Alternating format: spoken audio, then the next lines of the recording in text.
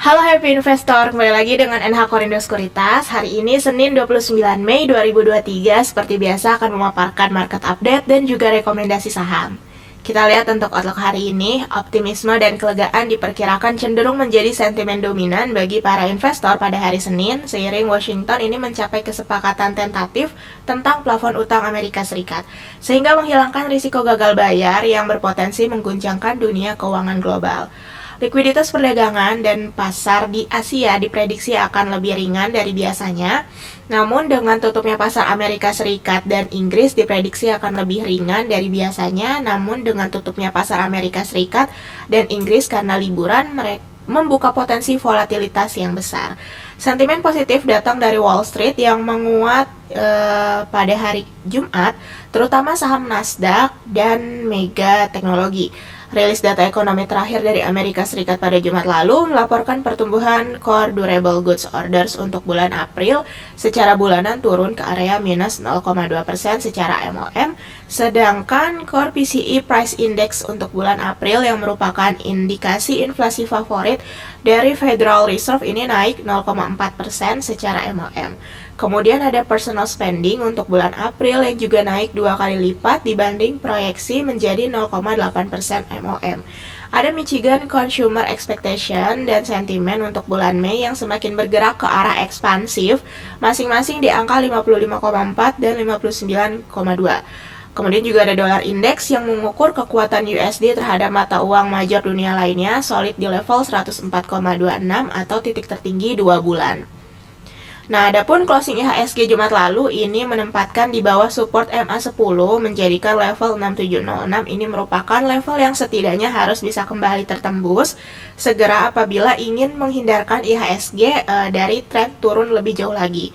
Oleh karena itu, kami pun menyarankan para investor atau trader pasar modal Indonesia untuk menahan pembelian lebih banyak sampai setidaknya IHSG ini mengamankan ke atas MA10 sebagai syarat krusial pertama.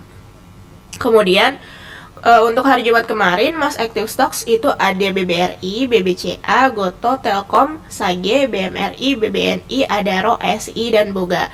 Sementara untuk transaksi foreign itu tercatat net buy sebanyak 442 miliar rupiah dengan top foreign buy ada BBRI, Goto, BBCA, ICBP, dan Adaro. Sementara top foreign sell ada Telkom, UNTR, BBNI, Pegas, dan BPTN. Kemudian kita lanjut untuk company news. Yang pertama ini ada dari UNTR yang mengerem target penjualan emas di tahun 2023 seiring dengan rencana keberlanjutan dan perluasan fasilitas tambang Martabe. Adapun produksi dan penjualan emas ini ditargetkan kembali meningkat pada 2024. Perseroan menyebutkan Agincourt mencatatkan total penjualan emas dari tambang Martabe sebesar 76.317 troy ounce per April 2023 atau turun 21%. Kemudian yang kedua ada dari Indi yang menyampaikan telah menghabiskan investasi sebesar 25 juta USD atau setara 373,8 miliar rupiah.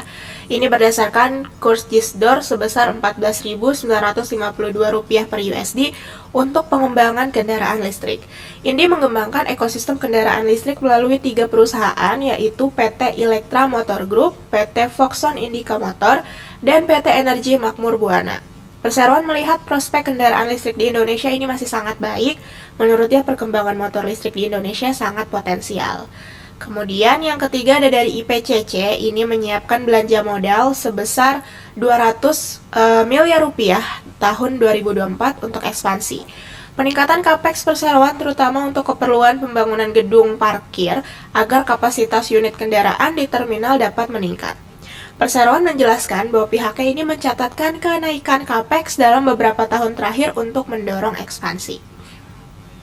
Kemudian untuk domestic and global news, dari domestik sendiri ada dari Kementerian PUPR menargetkan aturan harga rumah subsidi terbaru akan segera dikeluarkan pada Juni 2023. Ditjen Pembiayaan Infrastruktur PUPR ini mengatakan proses pembentukan aturan baru harga jual rumah subsidi berlangsung alot antar kementerian sehingga pemerintah ini membutuhkan waktu lebih panjang untuk menerbitkan aturan tersebut. Untuk diketahui, rencana penyesuaian harga rumah subsidi agar sejalan dengan inflasi telah bergulir sejak tahun lalu.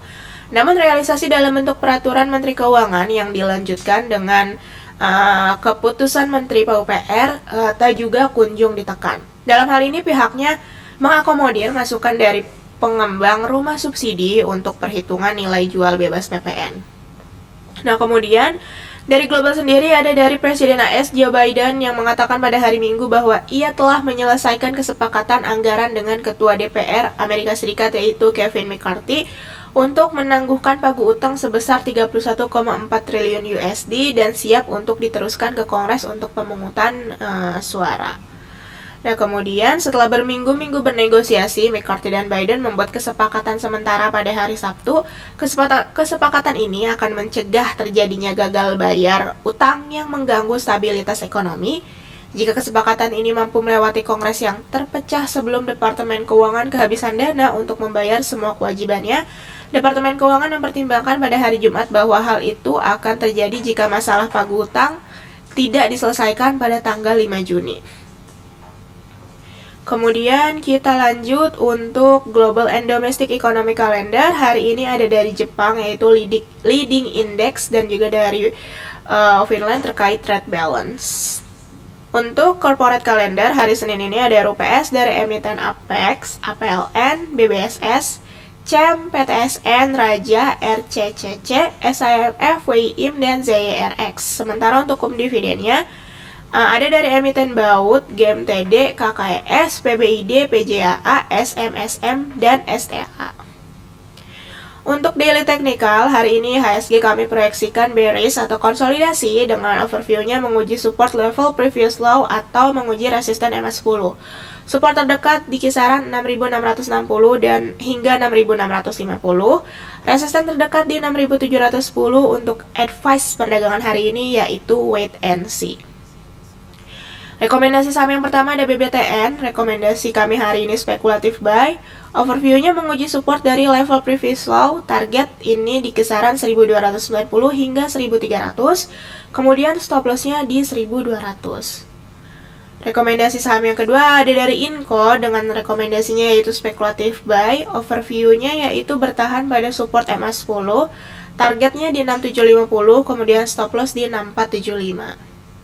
Kemudian ada Unilever, rekomendasi kami hari ini spekulatif buy. Overview-nya ini menguji support neckline double bottom dan menguji resisten MA10 dan MA20. Adapun untuk target terdekatnya di 4530 dan stop loss-nya di 4350. Kemudian ada INKP, rekomendasi kami hari ini yaitu spekulatif buy. Overview menguji support jangka pendek dan menguji resisten ketiga moving average-nya. Target di 8000, kemudian stop loss-nya di 6975. Kemudian ada XL, rekomendasi kami hari ini yaitu spekulatif buy. Overview-nya menguji support MA50 dan menguji resisten MA10. Adapun target di kisaran 2200 hingga 2240, stop loss di 1920. Oke, sekian mengenai paparan hari ini. Terima kasih.